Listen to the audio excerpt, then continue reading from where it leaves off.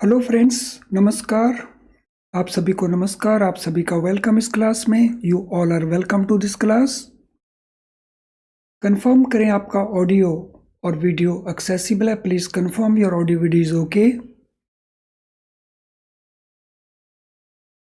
तो जैसे आप कंफर्म करेंगे, जितने स्टूडेंट ऑलरेडी ज्वाइन कर चुके हैं, तो मैं क्विकली स्टार्ट कर पाऊंगा पीपीबी की इस क्लास को। तो कर दीजिए confirm quickly. Your audio, your video is okay, it's accessible to you.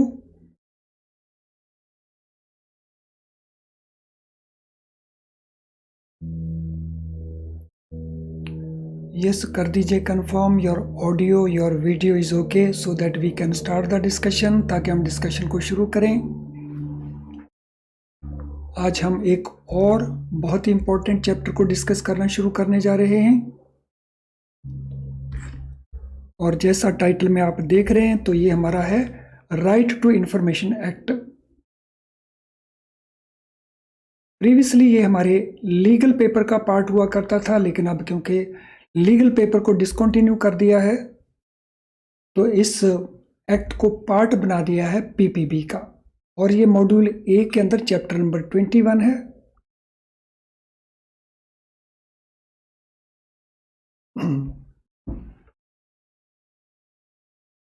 और सीआईबी के अंदर भी आपको सेम एक्ट मिलेगा। वहां पे आपको ये banking regulation and business law उस पेपर का पार्ट के तौर के ऊपर मिलेगा। So for CIB same lesson हमें अवेलेबल है इन द फॉर्म ऑफ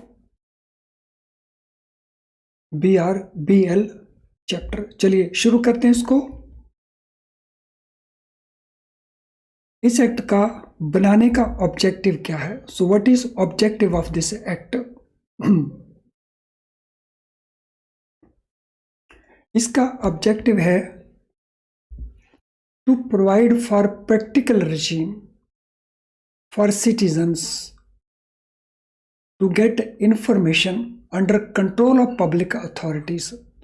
किस चीज का प्रोविजन करना? एक प्रैक्टिकल रजीम होना चाहिए जिसमें सिटीजन्स इंफॉर्मेशन ले सकें। किनसे? पब्लिक अथॉरिटीज के कंट्रोल में जो इंफॉर्मेशन है। तो पर्पस है to enable citizens of India. हाँ, यहाँ पे ये भी बात तय है कि it is the citizens of India, not foreign citizens. So they can get information which is under control of public authorities. और ओवरऑल उससे क्या बेनिफिट होगा? करप्शन को रोका जा सकता है, कम किया जा सकता है। और जो गवर्नमेंट अथॉरिटीज हैं, तो उनको अकाउंटेबल बनाया जा सकता है। तो इसका मतलब इसके दो इंपॉर्टेंट पर्पस हो गए। To get information under control of public authorities, and secondly corruption को कंटेन करना, रिस्ट्रिक्ट करना, कम करना। और तीसरा, गवर्नमेंट को या गवर्नमेंट की अथॉरिटीज को अकाउंटेबल बनाना। सो दो नहीं, इसके तीन मेन पर्पसेस हो गए, तीन मेन ऑब्जेक्टिव्स हो गए।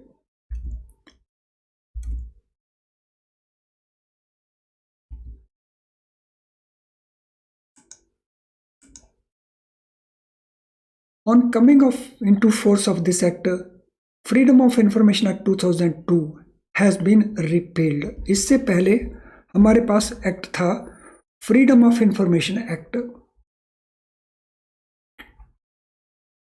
सो राइट टू इंफॉर्मेशन एक्ट आने के बाद उस एक्ट को रिपील कर दिया गया। सो रिपील कर दिया गया मीन्स उसके जो प्रोविजंस हैं उनको खत्म कर दिया गया। अब प्रोविजंस एप्लीकेबल हैं राइट टू इंफॉर्मेशन एक्ट 2005 के। तो अगर क्वेश्चन पूछा जाए किस एक्ट के प्रोविजंस को इस एक्ट ने रिपील किया, तो उस एक्ट का नाम है freedom of information act 2002।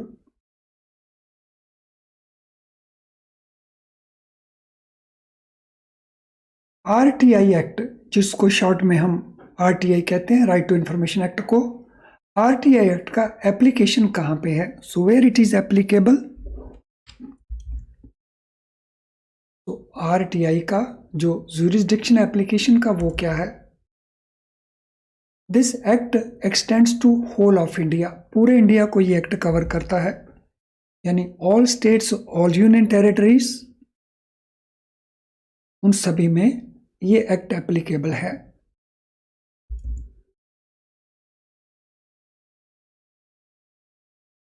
All public sector banks and other institutions which are owned and controlled by government, they are public authorities for the purpose of this act। तो जितने भी पब्लिक सेक्टर बैंक्स हैं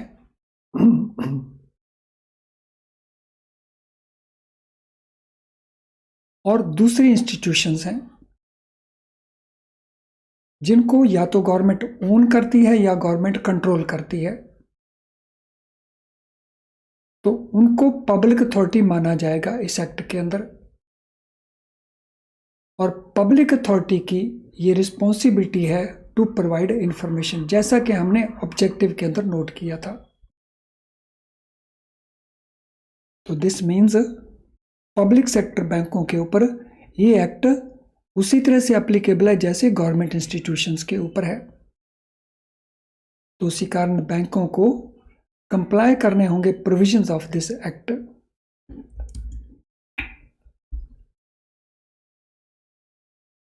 so that mean हमसे कोई भी India का citizen कोई भी इंफॉर्मेशन मांग सकता है।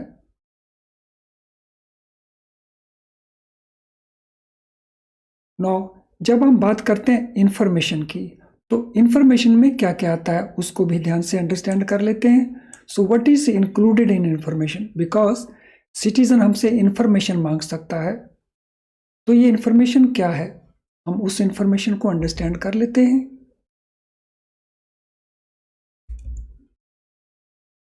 तो ये information it can be in any material, so it can be any material in any form. ये कोई भी मटीरियल हो सकता है, किसी भी फॉर्म में हो सकता है।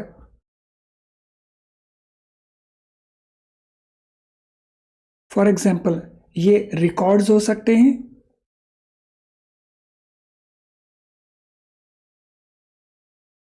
ये डॉक्यूमेंट्स हो सकते हैं,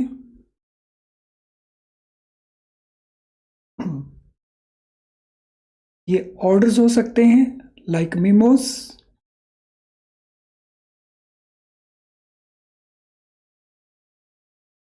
ईमेल्स हो सकते हैं,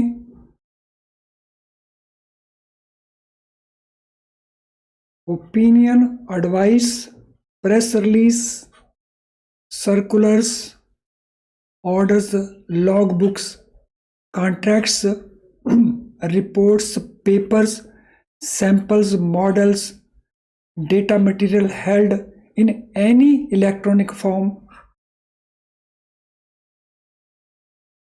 or information relating to any private body which can be accessed by public authority under any law for the time being in force। यानी इस इंफॉर्मेशन में बहुत कुछ है जो सिटीजन्स मांग सकते हैं।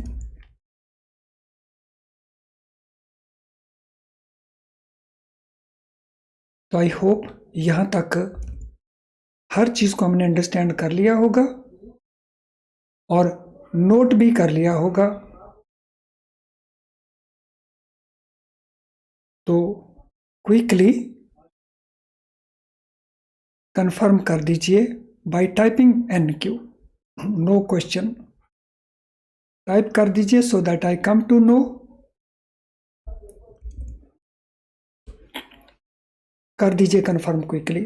आई वेट फॉर योर कंफर्मेशन। हर चीज को हम अच्छे से अंडरस्टैंड कर रहे हैं और हर चीज को हम अच्छे से नोट भी कर पा रहे हैं। कर देंगे confirm by posting NQ type कर दीजिए फटाफट चैट बॉक्स के अंदर।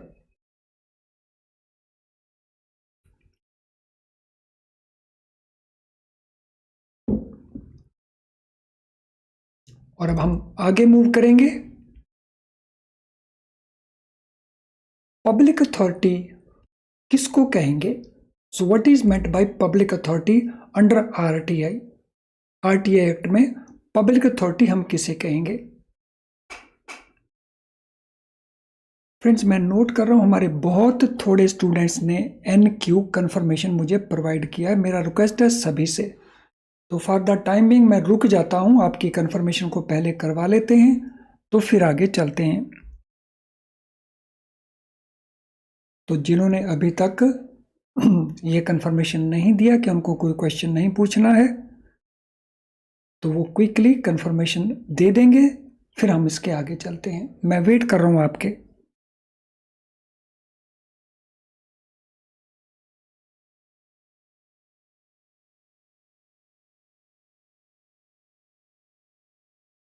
So I'm waiting for that confirmation from all of you जितने स्टूडेंट क्लास में हैं।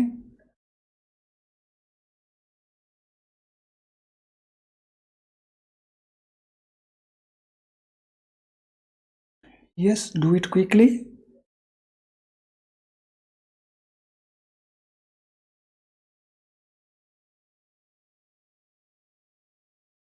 अभी भी मैं वेट कर रहा हूं।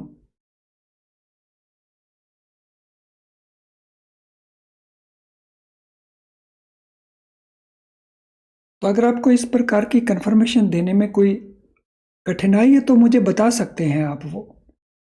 लेकिन अगर आपसे ये कंफर्मेशन मांगा गया है तो फिर बार बार कहलवाना क्यों चाहते हैं आप लोग? चलिए, पब्लिक अथॉरिटी हम किसको कहेंगे, उसको कैसे डिफाइन किया है? एनी अथॉरिटी और बॉडी और इंस्टीट्यूशन ऑफ सेल्फ गवर्नमेंट। सो कोई भी अथॉरिटी हो, कोई भी बॉडी हो, कोई भी इंस्टीट्यूशन हो सेल्फ गवर्नमेंट की, और इसका जो इस्टेब्लिशमेंट है वो कैसे हुआ हो। इसका इस्टेब्लिशमेंट बाय और अंडर द कॉन्स्टिट्यूशन। तो इसको इस्टेब्लिश किया गया बाय द कॉन्स्टिट्यूशन और under the constitution. So we have a constitution, उस कॉन्स्टिट्यूशन के द्वारा उसको इस्टेब्लिश किया गया हो या उस कॉन्स्टिट्यूशन के अंडर उसको इस्टेब्लिश किया गया हो।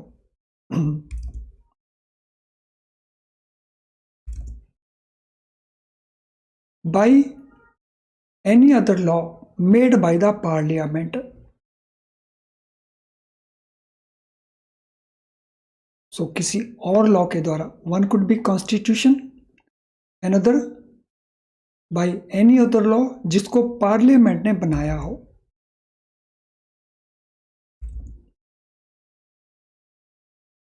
बाय और any other law made by state legislature. So state की जो असेंबली है उसने अगर बनाया हो तो ये सेंट्रल का असेंबली हो गया पार्लियामेंट, और स्टेट लेजिस्लेचर हो गया हमारा जो स्टेट के विधानसभा है। बाय नोटिफिकेशन इशूड और order made by appropriate government. तो जहां पे एप्रोप्रिएट गवर्नमेंट ने, whether that is central government और दैट इज स्टेट गवर्नमेंट, उन्होंने नोटिफिकेशन के द्वारा या ऑर्डर के द्वारा उसे इस्टेब्लिश किया हो।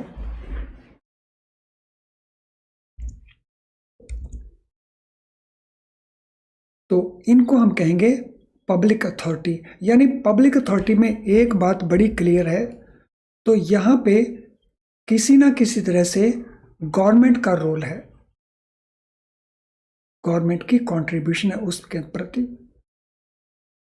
तो अब हम बात करेंगे रिकॉर्ड क्या है according to right of information act.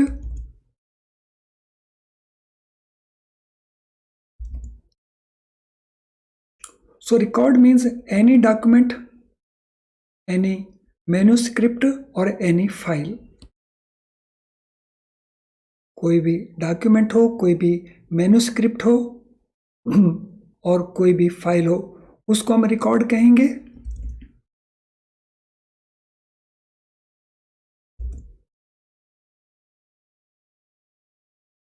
Microfilm हो, माइक्रोफिश हो या फैसिमल कॉपी डॉक्यूमेंट्स का हो। सो फैसिमल कॉपी होता है photo copy. So any microfilm, any microfiche, any facsimile copy of the documents, उसको भी रिकॉर्ड कहेंगे।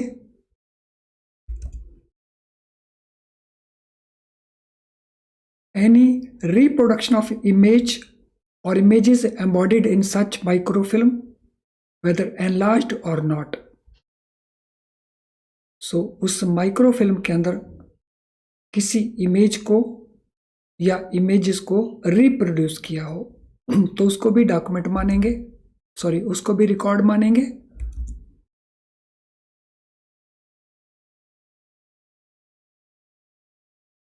Any other material produced by computer or any other device. So computer अगर किसी मटेरियल को प्रोड्यूस करता है या कोई दूसरा डिवाइस मटेरियल को प्रोड्यूस करता है तो उसको भी हम रिकॉर्ड का पार्ट मानेंगे।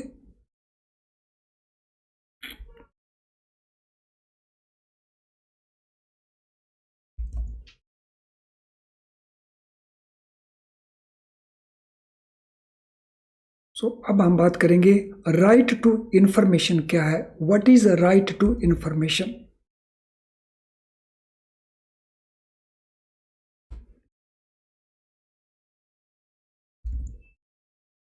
So right to information includes right to access information. So जब हम right to information की बात करते हैं तो हम उस information को access कर सकें, वो right है।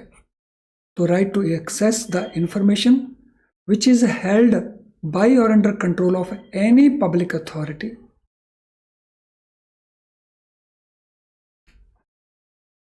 तो किसी भी पब्लिक अथॉरिटी के पास वो इंफॉर्मेशन अगर है उसको एक्सेस करने के राइट को हम कहते हैं राइट टू इंफॉर्मेशन।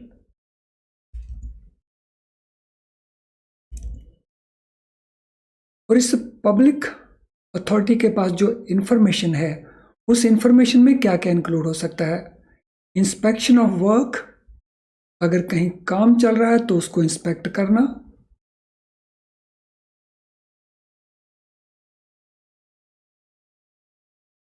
डॉक्यूमेंट लेना या रिकॉर्ड्स को देखना,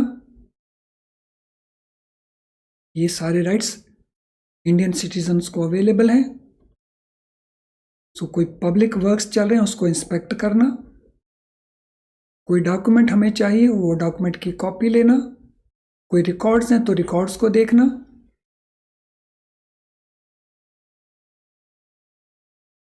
नोट्स बनाना तो इनको देख करके नोट्स बनाना, या उनके एक्सट्रैक्ट्स को लेना या उनकी सर्टिफाइड कॉपीज को लेना, तो वो भी हमारा राइट है as citizen of India under this act.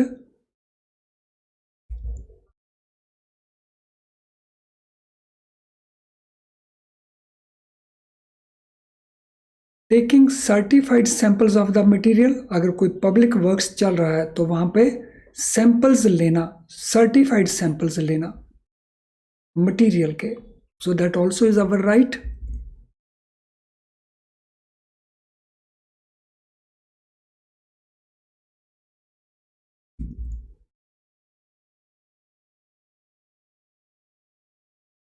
Obtaining information in the form of disk, so disk की फॉर्म में अभी तो आजकल डिस्क जो हम मोर और लेस खत्म हो गए हैं। सो फ्लॉपीज वो भी खत्म हो गई हैं, टेप्स वो भी खत्म हो गए हैं, वीडियो कैसेट्स और एनी अदर इलेक्ट्रॉनिक मोड और through print out where such information is stored in the computer और इन एनी अदर डिवाइस। तो अगर वो इंफॉर्मेशन कंप्यूटर में है या किसी और डिवाइस में है तो उस इंफॉर्मेशन को डिस्क की फॉर्म में, फ्लॉपी की फॉर्म में, आजकल यूएसबी आ गया है, जैसे सीडी है, टेप्स है, तो उस इंफॉर्मेशन को ऑब्टेन करना। तो ये भी हमारे राइट टू इंफॉर्मेशन एक्ट में शामिल है।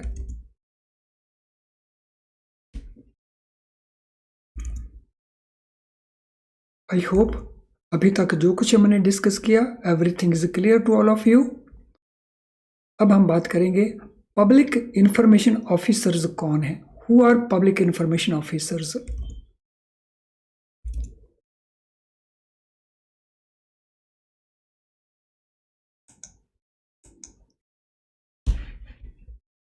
Every public authority has to designate, हर एक पब्लिक अथॉरिटी को डेजिग्नेट करना होगा क्या? सेंट्रल या स्टेट पब्लिक इंफॉर्मेशन ऑफिसर। जितने भी उसके एडमिनिस्ट्रेटिव यूनिट्स हैं, इन ऑल एडमिनिस्ट्रेटिव यूनिट्स और ऑफिसेस, ताकि वो इंफॉर्मेशन प्रोवाइड कर पा रहे हैं उन पर्सन्स को जो ये इंफॉर्मेशन रिक्वेस्ट कर रहे हैं। तो all public authorities, they will appoint, they will designate some of their officers as public information officer.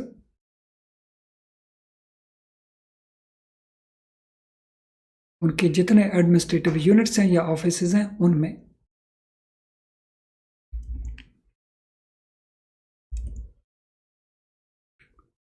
तो इसी तरह से प्रोविजन होगा असिस्टेंट पब्लिक इंफॉर्मेशन ऑफिसर्स का। So every public authority is required to designate an officer at each sub-divisional level or other sub-divisional levels to receive applications for information or appeals under this act, जो forward कर दी जाएंगी central और state public information officer को। तो एक तो appoint होने public information officers जो सेंट्रली काम करेंगे, और एक होंगे असिस्टेंट पब्लिक इंफॉर्मेशन ऑफिसर जो नीचे काम करेंगे ब्लॉक लेवल के ऊपर, सब डिविजनल लेवल के ऊपर। तो वो भी आरटीए के एप्लीकेशंस को रिसीव करेंगे, अपील्स को रिसीव करेंगे और इनको फॉरवर्ड कर देंगे सेंट्रल और स्टेट पब्लिक इंफॉर्मेशन ऑफिसर को।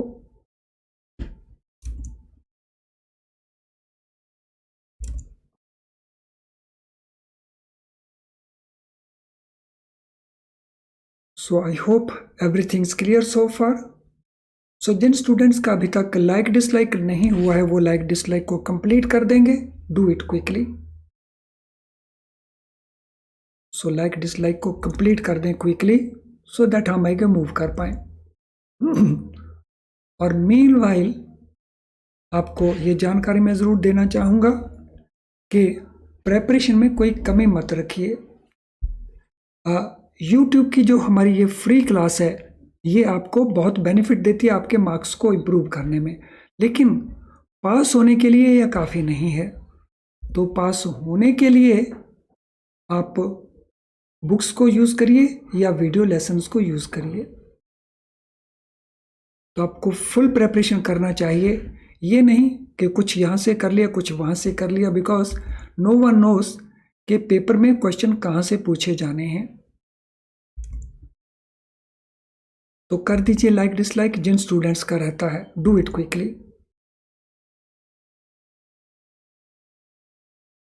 तो राइट ऑफ इंफॉर्मेशन को हम ऑलरेडी कर चुके हैं, ये रिपीट हो गया है, इसको हम छोड़ देते हैं। अब इससे रिलेटेड जो क्वेश्चंस हैं उनको हम करेंगे। सो ये आपकी स्क्रीन के ऊपर पहला क्वेश्चन है, what is objective of RTI 2005? RTI 2005 का ऑब्जेक्टिव क्या है? तो ये वेरियस ऑप्शंस हैं आपके साथ, तो देखिए इनमें कौन सा ऑब्जेक्टिव आपको लगता है that is correct one. Question number 1 के लिए which answer appears to be appropriate for question number 1?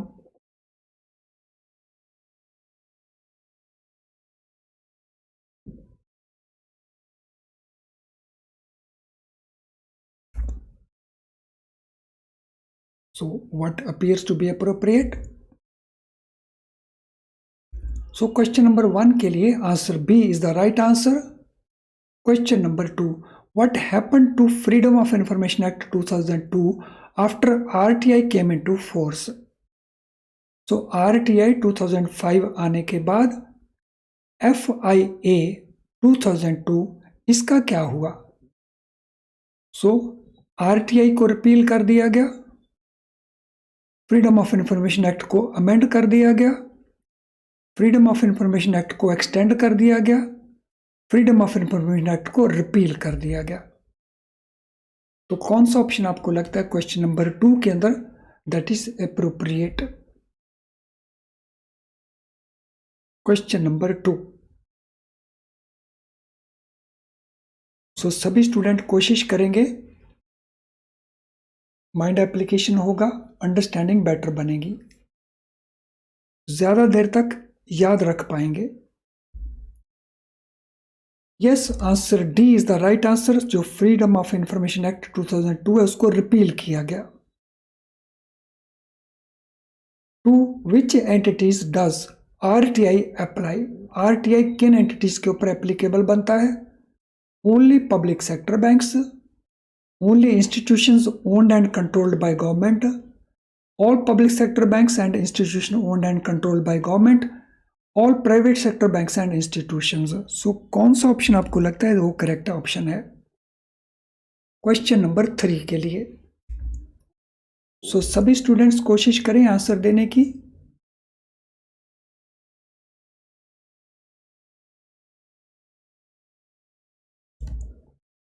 तो all students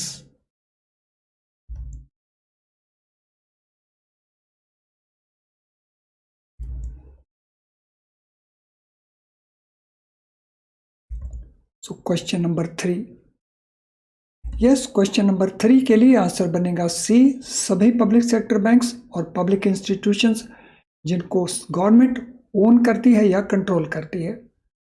what does the term information include according to RTI act. RTI act के मुताबिक इंफॉर्मेशन में क्या क्या इंक्लूडेड है। Only physical records and documents, only electronic records and documents, all material in any form या none of these. Question number 4 बहुत आसान सा क्वेश्चन है। क्वेश्चन नंबर 4 बड़ी आसानी से I think everyone can answer.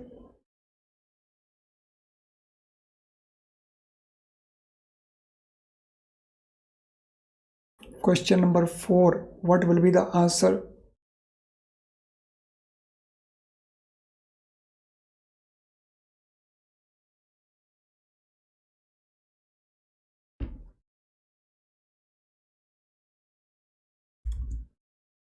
So answer C is the right answer for question number 4, no doubt about it. Which of the following is a benefit of RTI Act? RTI Act का benefit इनमें से कौन कौन सा है? So decrease the transparency and accountability, increase the corruption, practical regime for citizen to access information under control of public authorities या none of these। तो benefit क्या है? आरटीआई का बेनिफिट क्या है? ट्रांसपेरेंसी कम हो गई है, अकाउंटेबिलिटी कम हो गई है, करप्शन बढ़ गई है, या एक प्रैक्टिकल रजीम अवेलेबल हो गया है सिटीजन को इंफॉर्मेशन लेने के लिए under control of public authorities.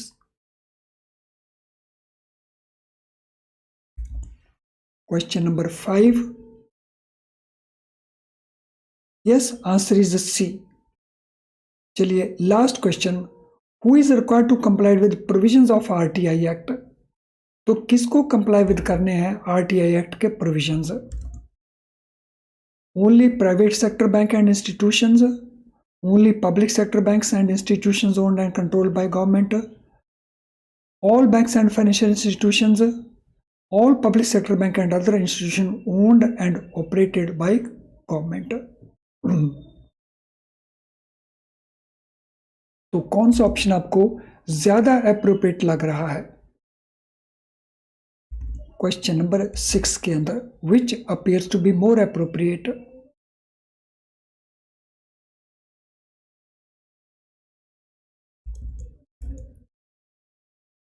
Yes, answer D appears to be more appropriate. all public sector banks and public institutions owned and controlled by government. चलिए फ्रेंड्स, आज की क्लास को हम यहीं पे वाइंड अप करेंगे। आज की क्लास के साथ एसोसिएटेड आपके कोई क्वेश्चंस हों तो आप उनको कमेंट बॉक्स इस वीडियो का है उसमें टाइप कर सकते हो, हम आपको सूटेबली आंसर कर देंगे।